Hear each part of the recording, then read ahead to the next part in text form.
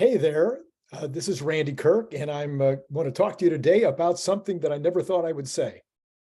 And that is, well, an alpha article worth reading. There you go. I've said it out loud. If you think this content is going to be valuable to you, then you could like it now. You could wait till the end, see whether you really like it then or not. That's up to you, of course. I just love the comments, though. Keep the comments coming, please.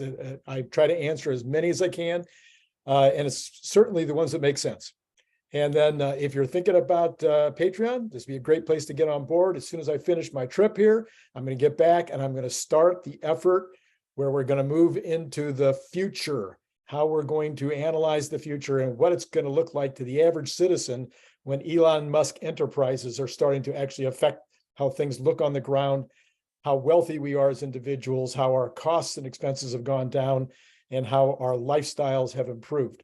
So anyway, that's going to start real quick. So join Patreon to take full advantage of that. Before I get into this ridiculous episode where I'm going to talk about an alpha article worth reading, I did want to say that a couple of things you might want to take note of. There is absolutely no new information on the Mexico factory. And so we don't know whether there's ever going to be a factory there or whether they're still in negotiations, what's holding it up. We don't know whether any such factory would be a gigafactory, a mega factory, an assembly factory. All of those things have been suggested. We don't know what it's going to be. And so far, nothing on that. So nothing that will affect stock prices tomorrow, at least, unless there's something that breaks later today. And the other thing is that there is also no other news that I think is different than what I reported this morning. So let's dive into this alpha story, however. So the alpha story, let's see if I'll bring this thing up on a shared screen. The alpha story was suggesting that Tesla is going to go to 16 trillion. I mean, did I say that right? I can't do two things at the same time. Is going to go to a value of 10 trillion by 2033. Whoops, this is not what we want. Okay. And so we want to talk about where he gets there and why he is probably right in his headline and wrong in his final analysis. So let me first, I of course will put a link to this article in the information below. But the article is called, yeah, you can't see it because of, okay, I'm gonna let you look in the information below in order to get it here because oh, here we go. Maybe I can see it. Let me try it. It is called Tesla Master Plan 3 Road to 10 Trillion Market Share. So if you go to Seeking Alpha and look for that, or again, the link will be in the information below. Now, the reason I think you should read this is because it's extremely well done. This is so unusual for Alpha. Every once in a while, you see something in Seeking Alpha that is really comprehensive, thought through, is up to date on the information that's out there. But this one is really a great example of somebody really doing the study, really taking the time to get it right. Having said that, it is not right. And the reason I wanted to talk about it today was not so much, well, first of all, that I want you to go read this article. If you're really interested in all the information up to date, and you don't want to read the entire book, The Elon Musk Mission, which is all there, at least, now it's a couple months old. But guess what? The Elon Musk mission is actually more up to date than this. But having said that, this is a short version, probably a 10-minute read that will give you huge amounts of information that I think you would find valuable. So that's my number one reason. The number two reason is the concept of arbitrage. So I've been talking about this since I started my channel. I really think it's the most important reason why you should follow my channel and maybe Stephen Mark Ryan and a few others who talk about the opportunity for arbitrage between what the street and even a lot of retail investors believe and what the reality is with regard to Tesla. This guy did all this homework, did all this analysis, did a really good job. And yet his numbers going forward are freakishly stupid. I mean, they're so bad that it blows your mind that he could have done all this research and still come to these numbers. Now, maybe you'll disagree with me, which is why we have the comments. You can say, no, Randy, these numbers make more sense than your numbers. But I don't think that's the conclusion you're going to reach after I tell you what this guy came to. So what he basically did after all of his analysis, he came to the theory that Tesla's revenues would be growing 20% per year for several years into the future, and then drop to 12% after that. That the big number theory, that is true, there is a big number theory, and the big number theory commonly works, but that Tesla cannot continue to grow at 50% per year in revenues year after year after year, and therefore he drops it all the way down to 20%. Now that would be okay, I guess, but if you didn't do all the rest of the research that he did, this is what I can't understand. If somebody just said, no, based on no research or just reading headlines, I don't see how a company can continue to grow like that. I'll put it at 20%. You might say, okay, makes sense. But he did all the research and still comes up to 20% per year. This would assume that Tesla hasn't already been beating the big numbers theory for a couple of years, growing at 50% or more per year on average, year after year. And not only revenues growing at that rate, but profits growing even faster. So it's kind of hard to imagine how you even look historically at what's been happening and say, well, what's going to be in the way of, rather than nobody can do that, no company can do that, you look at your own analysis and go, well, based on this analysis, it looks like, yeah, they will be growing more than 50% a year. So it's a little hard to understand. Now, this is a chart that you're not going to probably be able to read on your computer. It's so small to begin with. I've blown it up as big as it can be blown up, but he shows revenues only reaching $330 billion by 2030. And then he shows profits at only $65 billion by 2030. Well, of course, we're showing revenues of 1.5 trillion by 2030 and profits probably on the order of at least 300 billion by 2030. So you can see there's a big disconnect there, and that's what arbitrage does. So if you believe my numbers, and I'm going to try not in detail, but I'm just going to try to show you in generalities kind of why his numbers are ridiculously low and mine are within reason, and you believe that that's really going to be the difference, then a guy like this who's already bullish and investing and recommending that you invest, he's only part of the way there. And that means there's a disconnect between what you will know at the end of this video, or what you maybe already know, already believe, and what the street and even bullish investors like this fella believe. When you have that disconnect, it means that when you are buying, you're buying with more information than the rest of the folks. And that difference, that is a space opening, which allows you to make money on that difference. It's no different than when Tesla puts a piece of software into their megapacks, which allows them to see the difference in the informational difference that the software can see between the value of energy on the grid and the value of energy that is being stored, and therefore sell energy to the grid, and then at another time be able to buy it back at a lower cost. Same kind of arbitrage. So that's what you're hoping to do in the market. If you want to make the most money possible, I'm not an investment advisor. This is for your entertainment and informational value only. Do your own homework. But based on my many decades of investing in the stock market, I believe arbitrage is the number one thing you want. And the more arbitrage, the more information you have that the rest of the market people that are participating as investors, they don't have the information. It gives you an opportunity to win. Okay, so let's get rid of the share here. We'll go back to the conversation. All right, so 20% per year average sales increase. Let's start with napkin math. Okay, you guys, some of you watch Warren Redlick. You know I'm a fan of Warren's. I've had him on the program a couple of weeks ago. his napkin math, I think, is brilliant. I've said it before on my on this channel, and his napkin math says that it really is all about the battery, and you can figure out the revenue going forward based on how many batteries, how many kilowatt hours of batteries or gigawatts or terawatts of batteries that Tesla is either manufacturing or purchasing, and multiply that times $500 a kilowatt. If you do this, you can come up to a rough estimate of what Tesla will be deriving in revenues. And he gets this from taking a look at the cars and the energy storage, all the applications right now for Tesla, and that's about what it works out to. Obviously, if you start getting a lot of solar in the mix, a lot of insurance in the mix, a lot of FSD in the mix, when those things happen, that number is going to reduce.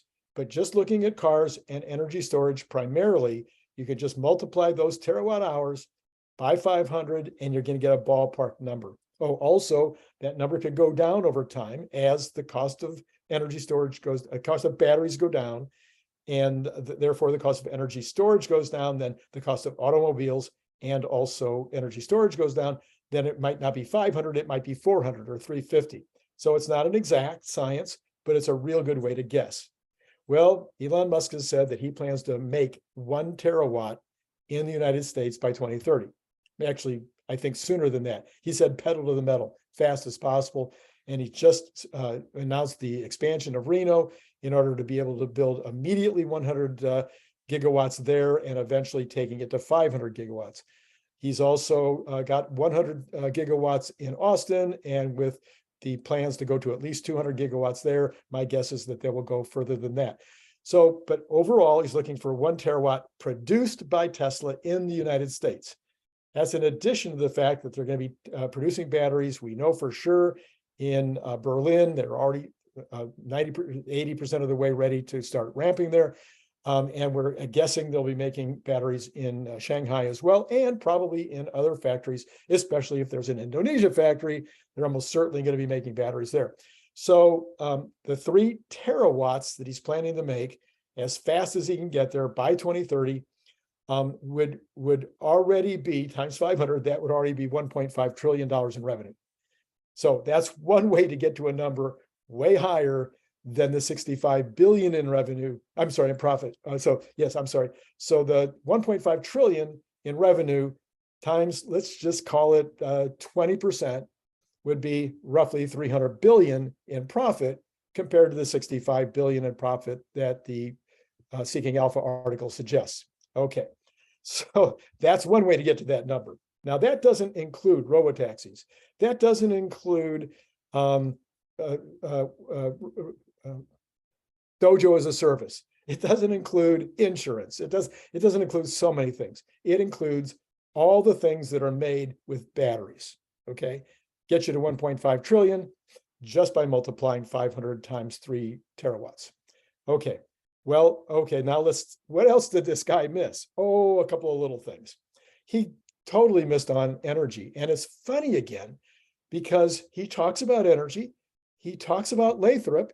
He mentions that it's 40 gigawatts of capacity. And he doesn't figure anything apparently for the fact that it might be 40 gigawatts this year. It might be more than 40 gigawatts this year.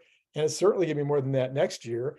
He doesn't take any of that into consideration in his numbers, apparently, because that alone, with a decent increase in 2024, would get us more than a 50% increase, and would get us certainly a 50% increase this year.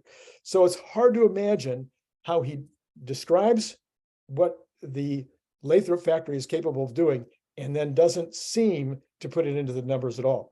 Obviously, I think that there's every reason to believe that Lathrop is the test version of what's going to happen. And there's either going to be more productive capability at Lathrop, or there's going to be more things like Lathrop all around the world, probably mostly in the United States to start with. It's hard to picture how we won't be seeing what Elon has said, 150 to 200% growth in energy the next several years. So in order to have a revenue increase of 50% a year going forward, you don't even need a revenue increase on the cars of 50%, because you got Lathrop or Lathrop-like facilities increasing at 150 to 200% a year. Again, it's just confusing how he could know so much and yet miss it so badly. He never even mentions the semi-truck. 50,000 semi-trucks in 2024 is the equivalent of about 250,000 automobiles, maybe more, in terms of revenues and profits. That's what Elon has said they will make in 2024. Maybe it's 2025 before they hit that number, but that is the equivalent of 250,000 cars, at least, maybe more, because we don't know yet what they're going to sell for, but we can pretty well guess, and that's roughly what it'll be. And the profits might be higher. I believe the profits will be higher on the semi-trucks that will be on the cars. Moreover, you know from previous videos, if you watch me, that I believe they'll be ramping towards 1 million semi-trucks. So that alone, just that ramp would allow Tesla to easily beat the numbers that he's talking about. Doesn't even mention the semi-truck in the entire article. And this is a long article. Like I said, it's probably a 10-minute read. All right.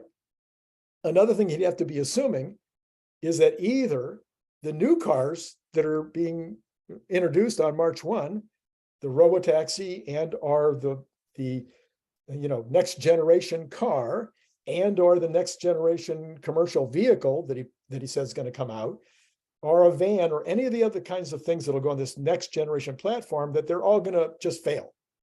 It's either they're going to fail or Model Y and Model 3 have already reached their maximum numbers of sales they can possibly achieve. Well, let's start with the last thing first. Model 3 and Model Y are now the number 1 and number 2 selling car in Europe.